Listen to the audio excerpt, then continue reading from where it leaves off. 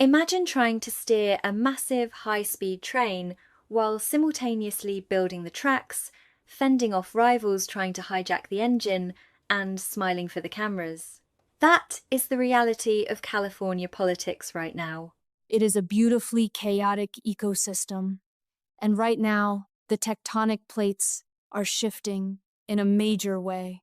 The recent primary results have sent shockwaves through the state, specifically with Xavier Becerra advancing toward the governorship. We are watching a political realignment happen in real time. It is massive. We are looking at a potential milestone that could redefine the state's future and completely reshape democratic strategy nationwide. But getting to the governor's mansion in a state that functions like a nation state isn't just about having the best resume. It is a high-stakes chess match. Let's break down his position right now. If we were to run a strict SWOT analysis, strengths, weaknesses, opportunities, and threats, where does Becerra actually stand? Let's start with the baseline strengths, because the man is undeniably a heavyweight.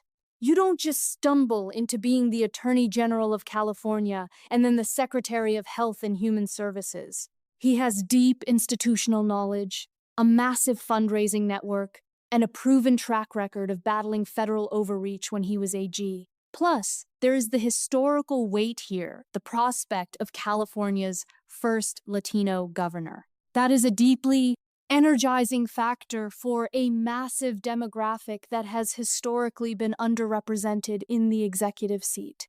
Right, but heavy armor can also slow you down. What about his vulnerabilities?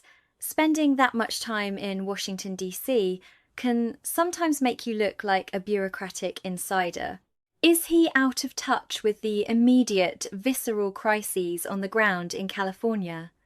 Homelessness, the cost of living, retail theft, these are raw local issues that voters are furious about. Exactly, and that is a glaring weakness. He risks being painted as the establishment candidate in an era where voters are incredibly frustrated with the status quo. If his opponents brand him as a symbol of federal bureaucracy, his impressive resume suddenly becomes a liability. However, the opportunity for him is to bridge that exact gap.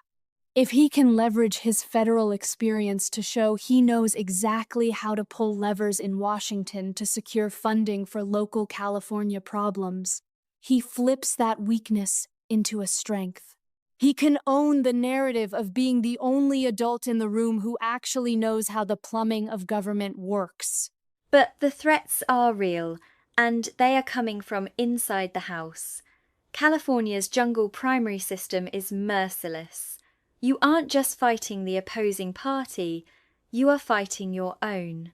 If the progressive and moderate wings of the Democratic Party fracture, or if tech billionaires decide to back a disruptive outsider, Becerra could be caught in the crossfire.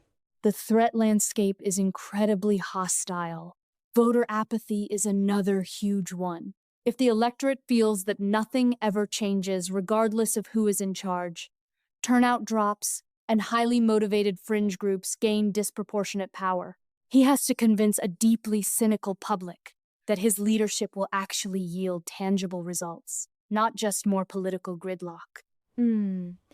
Speaking of navigating complex battlefields and needing the right intelligence to survive, whether it is political jungles or actual military strategy, you have to be informed. Absolutely, and that is exactly what the New Sentinel podcast is all about. It is your ultimate destination for in-depth discussions and deep dives into a massive array of topics. They really do cover it all. One day you are getting the glitz and glamour of pop culture, and the next you are breaking down the strategic intricacies of military operations. Every single episode is thoughtfully crafted to give listeners a comprehensive understanding of the subject matter. It is top-tier content. We are talking expert interviews, highly detailed analysis, and incredibly engaging storytelling. Whether you are a pop culture enthusiast looking for the latest breakdown or someone with a keen interest in global security, the new Sentinel has something for everyone. You definitely need to check it out. Tune in, comment, share, and view to stay informed and entertained. And if you are a business owner or creator who wants to advertise with a podcast that truly commands attention, you can reach out directly. Just email them at claebede@yahoo.com. Again, that is claebede@yahoo.com. Highly recommend adding them to your rotation. Now, bringing it back to the battlefield of California politics, we've looked at the SWOT analysis, but advancing in the primary is just surviving the opening move. How does Becerra play the mid-game to actually win the governorship? This is where we need to pull out the game theory matrix. Because this isn't just about what policies he proposes. It is about anticipating the exact moves of his opponents and manoeuvring them into a corner. How does he play the board from here? This is where it gets fascinating. In game theory, you have a concept called the minimax strategy, minimizing your maximum possible loss.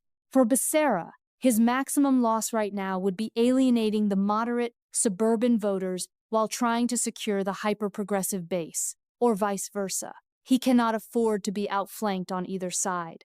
So he has to play a high-wire balancing act.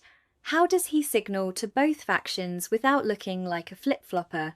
Because voters can smell inauthenticity from a mile away. He uses strategic ambiguity on polarizing, unwinnable cultural issues, but hyper-specificity on economic and infrastructural issues.